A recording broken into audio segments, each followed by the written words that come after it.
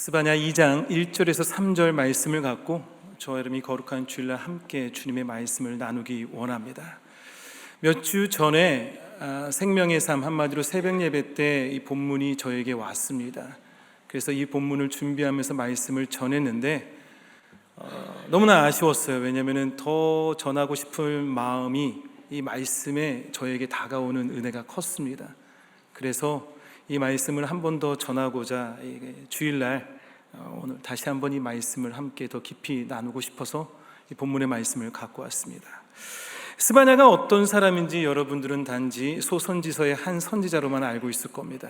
네, 맞습니다. 왜냐하면 성경에서도 스바냐에 대해서 잘 나와 있지는 않습니다. 확실한 것은 히스기야 왕같이 이 후손으로서 하나님의 부르심을 받은 이 선지자로 생각되면 좋겠습니다. 그 조상의 조상에 대한 부분이 나오거든요. 또한 이 당시 시대가 어떻게 보면은 선지자들이 많이 활동하는 시대였습니다. 그래서 이 당시의 선지자로서 나훔, 하박국, 에레미야, 훌다라는 선지자가 함께 사역을 했습니다. 어떤 시기였을까요? 640년에서 기원전 604년까지의 사역을 감당할 때 므낫세라는 왕이 있었습니다. 최악의 왕이라고 생각하면 좋겠습니다. 이 므낫세 왕이 우상 숭배와 하나님의 뜻을 거역하면서 모든 것이 영적으로 무너졌습니다. 그것을 요시야라는 손자가 개혁을 일으키기 위해서 개혁의 시기였습니다. 많은 사람들이 기대하면서 요시야의 개혁을 바랬지만 선지자의 글들을 보게 되면은 결국에 그 모든 것 가운데 하나님께서 심판하실 것이라는 메시지가 계속적으로 이어졌습니다. 아무리 개혁이 이루어진다 할지라도 하나님의 계획은 바뀌지 않았다는 겁니다.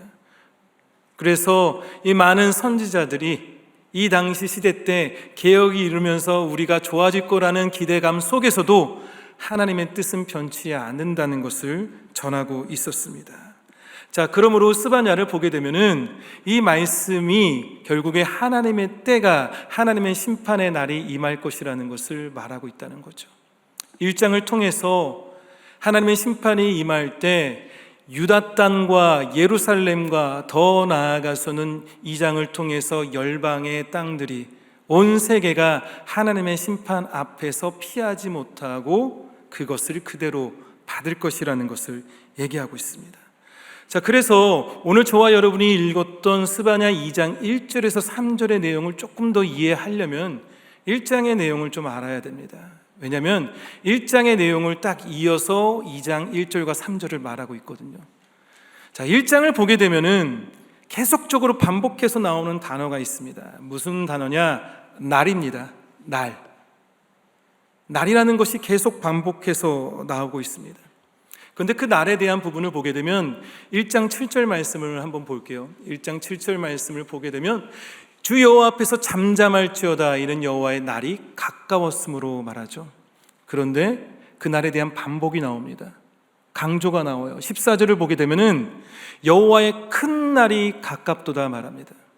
날인데, 같은 날인데 더 큰 날이래요. 그러면서 15절 말씀을 보겠습니다.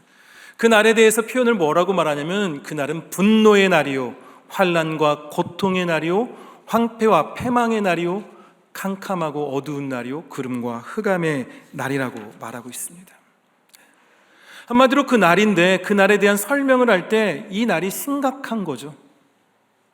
자, 그 날이 온다는 것을 생각할 때 저와 여러분이 느껴야 되는 것은, 저와 여러분은 시간의 한계 속에서 살고 있다는 겁니다. 자, 내일은 다가옵니다. 대강절이, 그렇죠? 네, 피할 수가 없죠.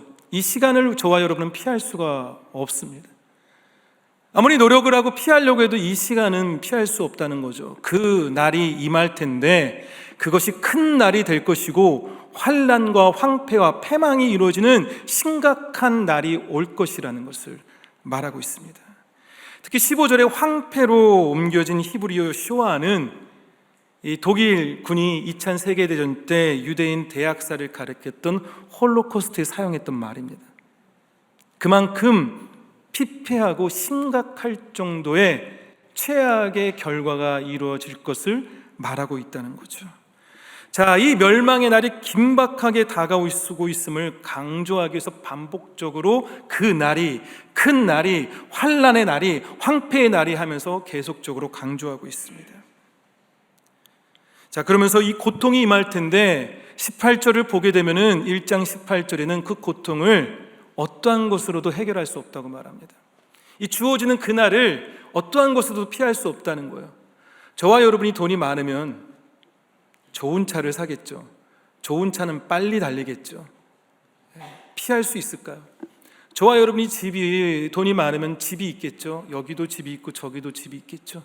여기가 환난의 날이 있으면은 비행기 타고 저쪽으로 가서 저쪽에서 살면 될 수 있는 그 정도로 생각하면 안 된다는 거죠. 모두에게 이 날은 임할 것이고 그 어느 누구도 이 날을 피할 수 없다는 것을, 내가 갖고 있는 능력도, 내가 갖고 있는 경제적인 부분도 이 날을 피할 수 없다는 것을 말하고 있습니다. 한마디로 하나님이 질투의 불을 갖고 결국에 여호와의 질투는 하나님이시기 때문에 그 질투의 불을 드러내실 것이라는 것이 오늘 1장의 내용입니다. 자, 그러면 오늘 읽은 본문은 바로 다가오는 그날에 어떻게 해야 하는지에 대한 부분입니다. 그날은 옵니다. 그날은 분명히 옵니다. 그런데 그 날에 어떻게 우리가 대처해야 되는지, 어떻게 그 날을 맞이해야 되는지, 어떻게 그 날을 준비해야 되는지의 부분이 바로 이 스바냐 2장 1절에서 3절의 내용입니다.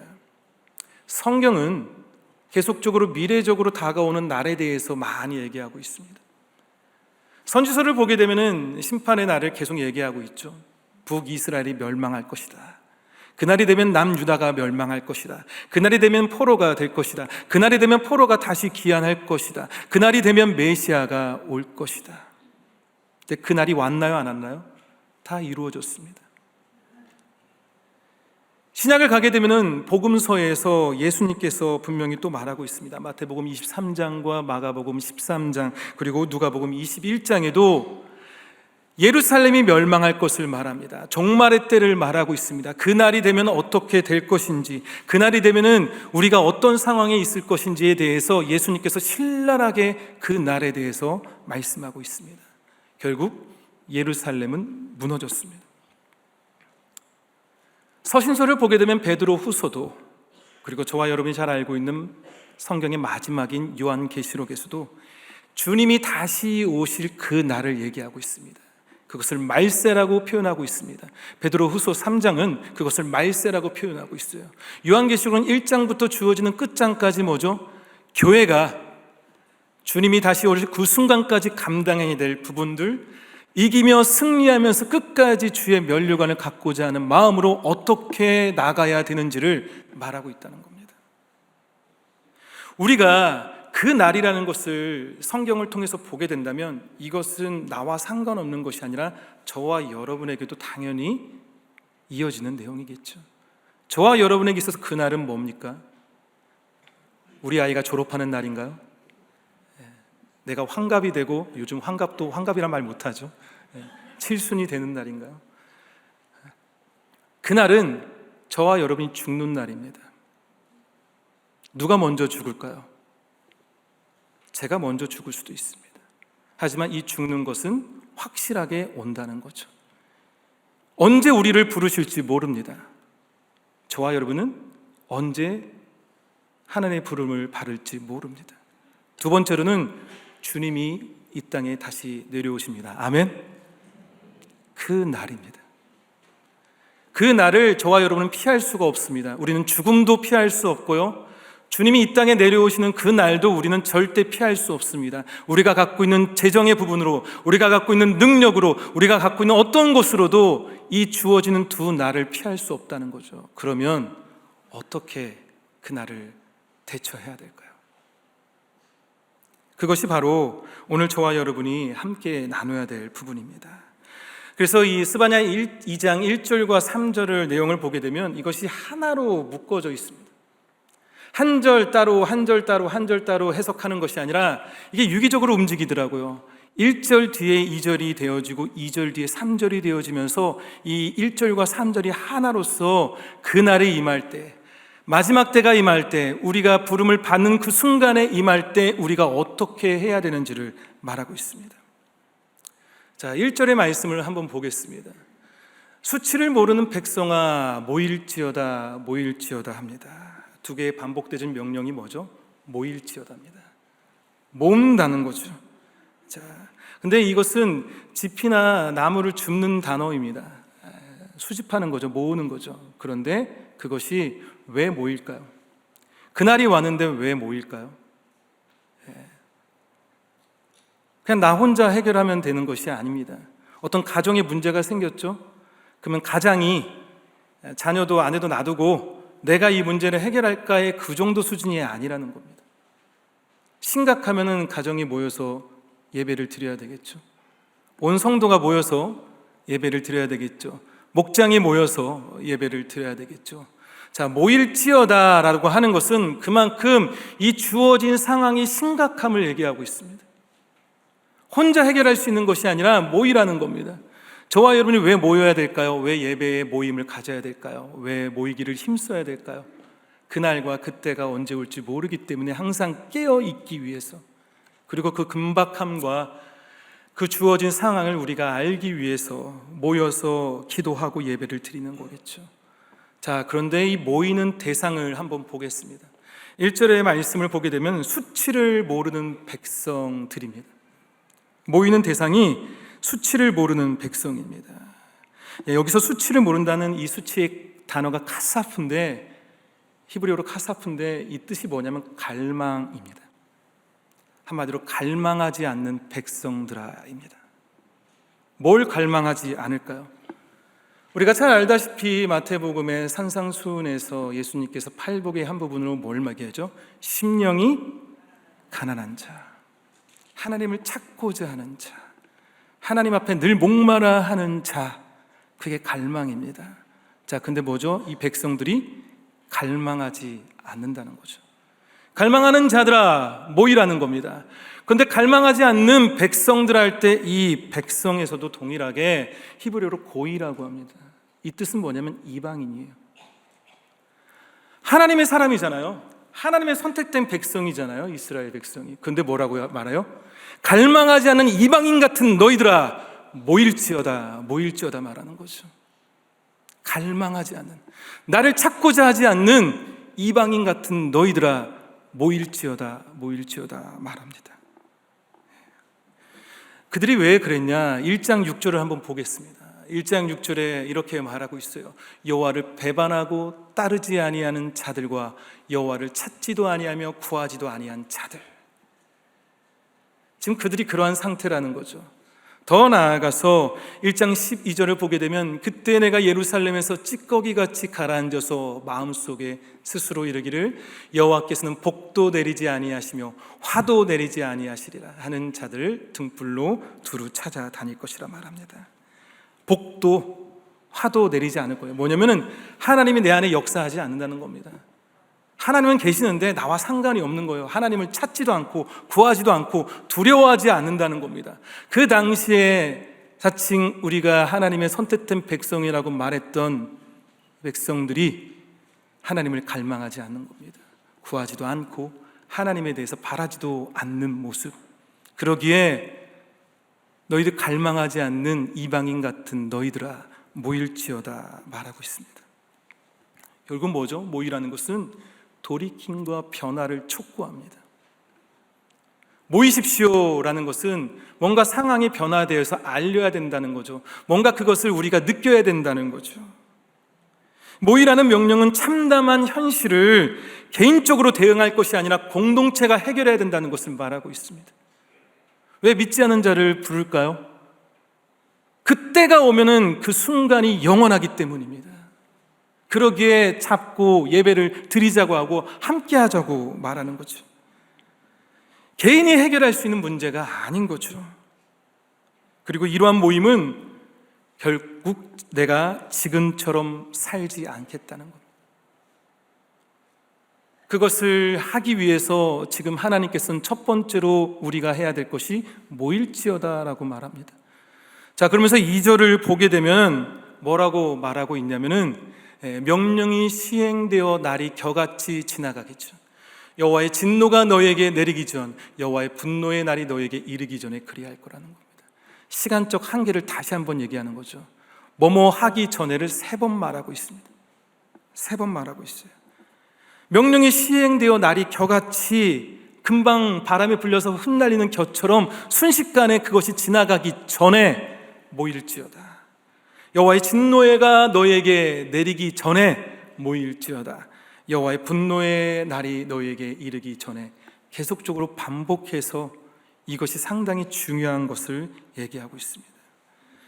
자, 그래서 이 부분을 보게 되면은 결국 시간의 한계 속에서 분명히 그것이 다가온다는 것을 느끼게 됩니다. 저 여러분이 이번 한 해를 보냈을 때 벌써 12월이 될 거라는 걸 몰랐을 겁니다. 아직 시간이 많다고 생각했지만 어느 순간 12월이 되었습니다. 살을 빼겠다고 하는 것이 아직 3주 남았습니다. 하지만 그 시간도 분명히 지나갈 겁니다. 그러기에 그 순간이 분명히 다가올 때 모이라고 얘기하는 거죠. 자, 모여서 뭘 하냐? 그것이 이제 3절에 나오는 겁니다. 3절의 말씀을 보게 되면 여호와의 규례를 지키는 세상의 모든 겸손한 자들아 말하죠. 다시 한번 1절 보여주실래요? 1절을 보게 되면요, 그들의 대상이 어떤 자들인지 말하고 있습니다. 수치를 모르는 백성이라고 분명히 말했어요. 근데 3절을 다시 볼까요? 여호와의 규례를 지키는 세상의 모든 겸손한 자들아 말합니다. 도대체 누구예요? 아까 말했던 사람과 지금 말한 사람이 다른 거예요? 아니라는 거죠. 모였기에 준비가 된 겁니다. 모였기에.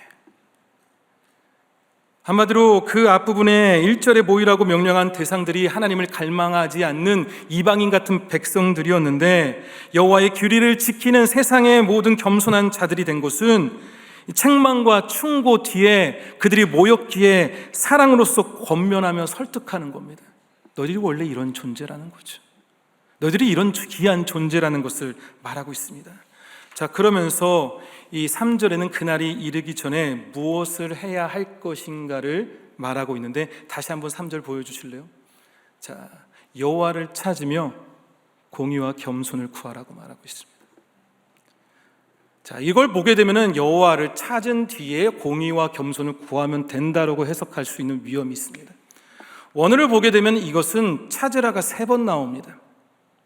ESV 버전도 seek 3번 나옵니다.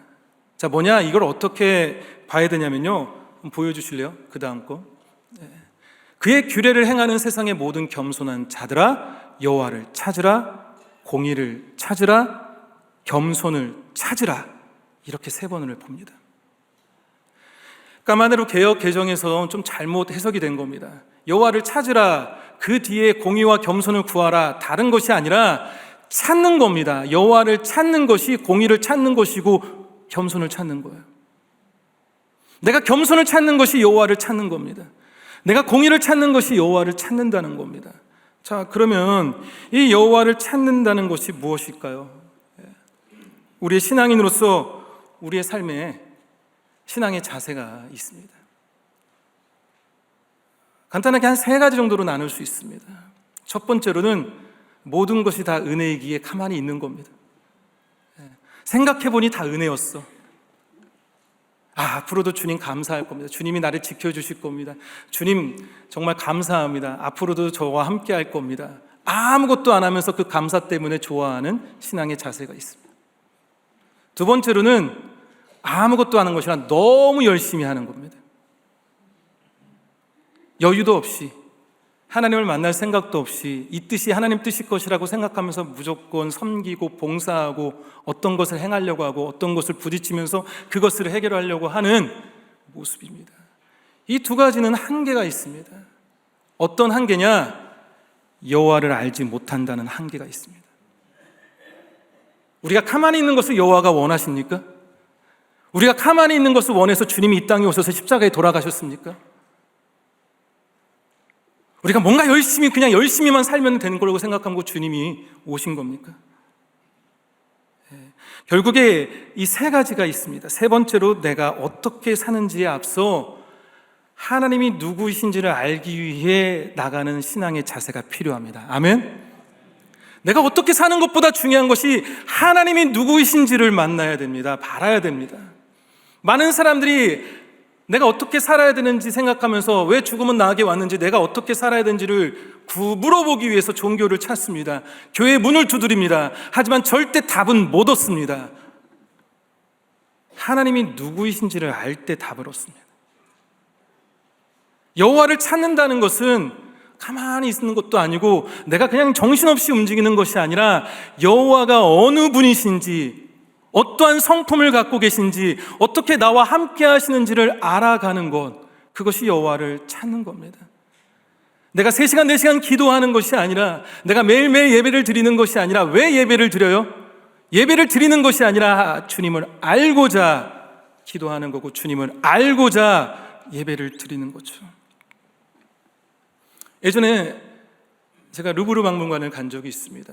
루브르 박물관 하면은 여러분들 여러 가지가 생각날 텐데, 그 가면 꼭 가봐야 되는 것이 뭔지 알죠? 봐야 되는 것이 4글자 모나리자입니다. 모나리자를 앞에 사진을 찍고 하고자 하는 열정이 생겼습니다. 들어가자마자 모나리자를 찾았습니다. 왜 찾았냐? 사람들이 많이 모인 곳이 모나리자가 있는 곳이더라고요. 저는 패키지 여행을 갔기 때문에 시간적 한계가 있었습니다. 어떻게든 모나리자를 찍기 위해서, 그리고 모나리자와 나와 함께 사진을 찍기 위해서 사람들을 모여있는 것을 비집고 가서 어떻게든 그것을 찍으려고 찍었습니다. 결국에 모나리자를 찍었어요. 근데 시간이 지나서 생각해보니까 제가 모나리자를 안 봤어요.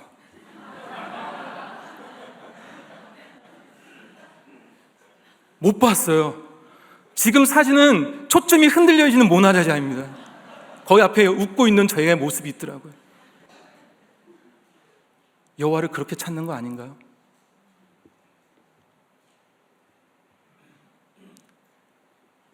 구글을 찾아서 내가 좀 힘든 것 같아, 내가 어떻게 하면 복 받을까 서칭하면서 유튜브와 함께 혹시 그렇게 여호와를 찾습니까? 힘들면 음악을 들으면서 이때 맞는 찬양 클릭해서 혹시 그렇게 해서 여호와 찾습니까? 깊이는 시간을 요구합니다. 깊이 있는 만남은 우리에게 에너지를 요구합니다. 그런데 저와 여러분은 이 순간에도 여호와에게 집중하지 못할 만큼의 상황을 만들어갑니다. 도대체 목사님 설교는 언제 끝날까? 이 예배가 끝나고 나가면 무슨 음식이 나에게 주어질까? 옆에서 계속 진동 소리가 나면서 이메일을 보라고 나한테 재촉합니다. 이 순간에도 분명히 여러분 어느 분들은 지금 몰래 성경 보듯이 하는 것처럼 이메일을 체크했을 겁니다. 카톡을 봤을 겁니다. 이런 바쁜 상황 가운데서 여호와에게 어떻게 집중할 수 있을까요? 이제는 클릭이 아니라 이것만 올리면 무한정으로 모든 것을 볼 수 있는 시대입니다. 이거를 멈출 수가 없어요. 이걸 멈춰야 되는데 멈출 수 없이 계속 가는데 어떻게 여호와를 찾겠습니까? 깊이는 시간을 요구하고 깊이는 사색을 요구합니다. 멍 때리는 것을 원합니다. 뭐죠? 내가 가만히 있으면서도 그 순간에 하나님이 어떻게 하실지를, 하나님이 어떤 분인지를 내가 묵상하면서 하나님을 생각해야 돼요. 나에게 맞는 요절을 클릭하는 것이 아니라, 나에게 맞는 찬양을 클릭하는 것이 아니라, 고요한 가운데서도 하나님이 나에게 어떻게 나오실지, 이 순간에도 하나님은 나에게 어떻게 말씀하실지를, 하나님은 어떤 분이신지를 늘 사색해야 되는 거죠. 나의 주어진 일상의 삶 속에서 SNS와 이메일로 인해서 세상 것을 다 따라잡으려고 하는 그 바쁜 상황 가운데서 하나님은 못 찾습니다. 찾을 수 없습니다. 하나님은 나의 속도에 따라 움직이시는 분이 아닙니다. 하나님을 찾기 위해서는 하나님과의 관계가 깊어져야 됩니다. 아멘? 어떻게 깊어져야 돼요? 여러분의 집중을 하나님께 두세요. 여러분의 집중을 방해하는 것을 멈추시고 하나님께 집중하셔야 됩니다. 자, 그것이 우리의 일상의 삶 가운데 하나님을 느끼고 하나님을 생각하는 겁니다. 순간순간마다 하나님을 생각하고 나면은 주어지는 것이 있습니다. 많은 사역자들에게 이제는 유혹들이 생깁니다. 챗 GPT라는 것이 설교에 유혹을 줄 거라고 저는 믿습니다. 바쁜 목회 행정을 통해서 감당해야 될 때, 말씀을 전할 때 어떻게 할까 하다가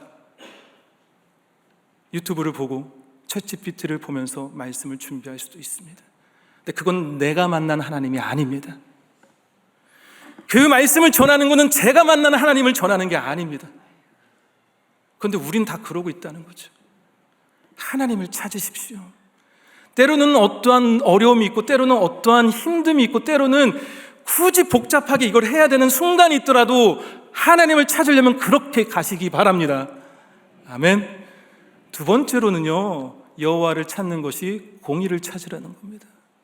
자, 공의를 찾는 것은 뭐냐? 규례입니다. 규례죠. 규례는 뭐죠? 말씀이죠. 말씀을 읽으면 그 말씀 안에서 역사하시는, 그 말씀 안에서 행하신, 그 말씀 안에서 말씀하셨던 주님을 보게 됩니다. 공의를 찾으라라는 것은 말씀을 찾으라는 겁니다. 말씀을 찾으며 나아갈 때 내 주어지는 그 날, 하나님이 나를 부르시는 그 날, 주님이 임재하실 그 날, 내가 준비되어 있는 자가 될 수 있습니다. 아멘.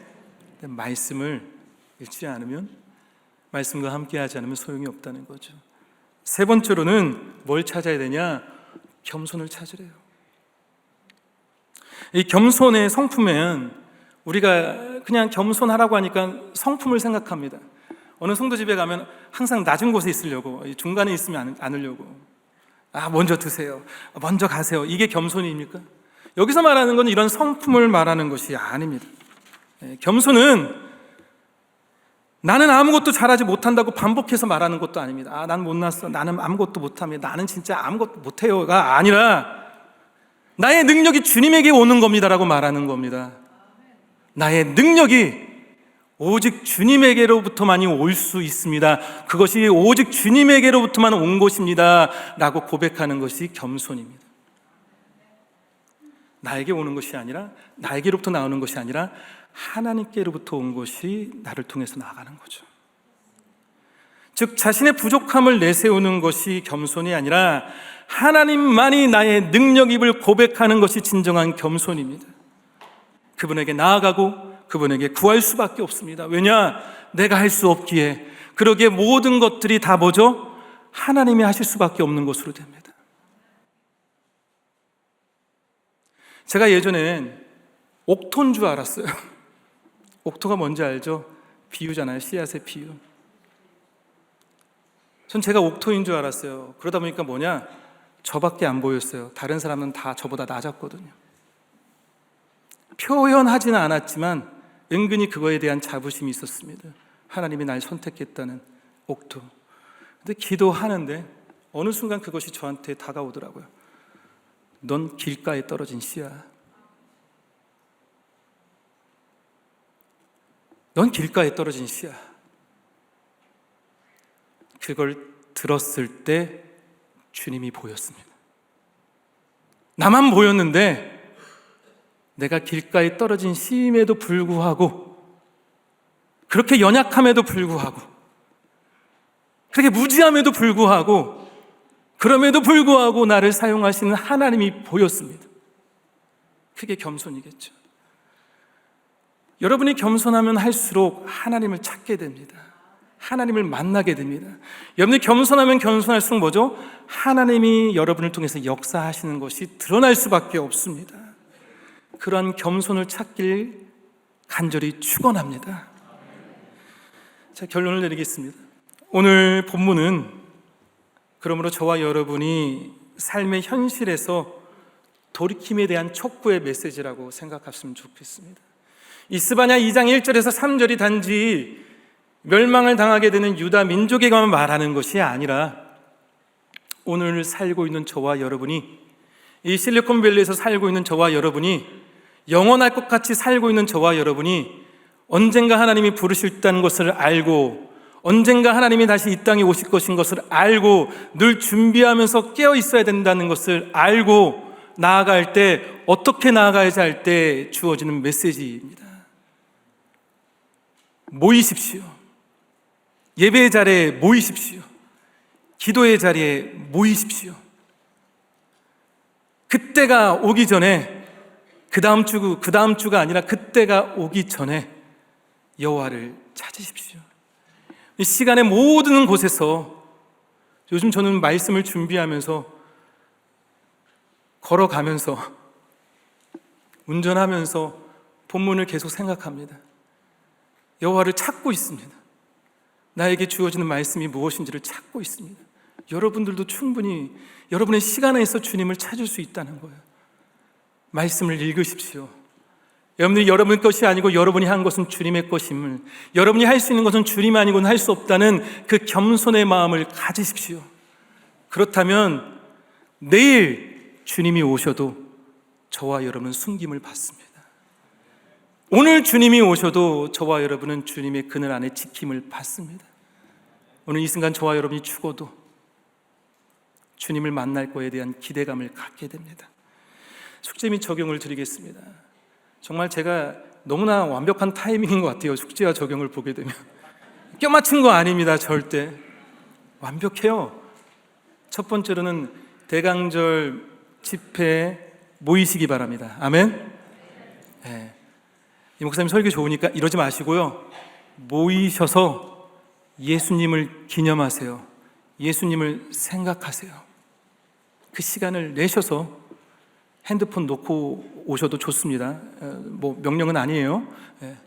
하지만 어떻게든 내가 주님께 집중할 수 있는 상황으로 만드셔서 이 대강절이 1년마다 한 번 오는 것이 아니라 주님을 더욱더 깊이 만날 수 있는 모임의 장소가 되기 원합니다.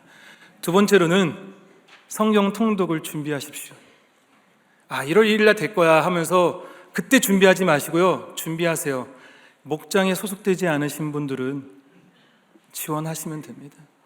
그러면은 몇 분들끼리 함께 해서 읽게 합니다. 혼자 읽는 것이 좋지만 혼자 읽을 때 무너질 때가 참으로 많습니다. 장단권 때 레이기에서 무너질 겁니다. 그때 옆에서 누군가가 제사는 귀한 거야, 예배는 귀한 거야 하면서 누군가가 다그쳐 줘야 되겠죠. 함께 할 때 같이 읽을 수 있겠죠. 성경책을 새 거 하나 구입해도 좋습니다.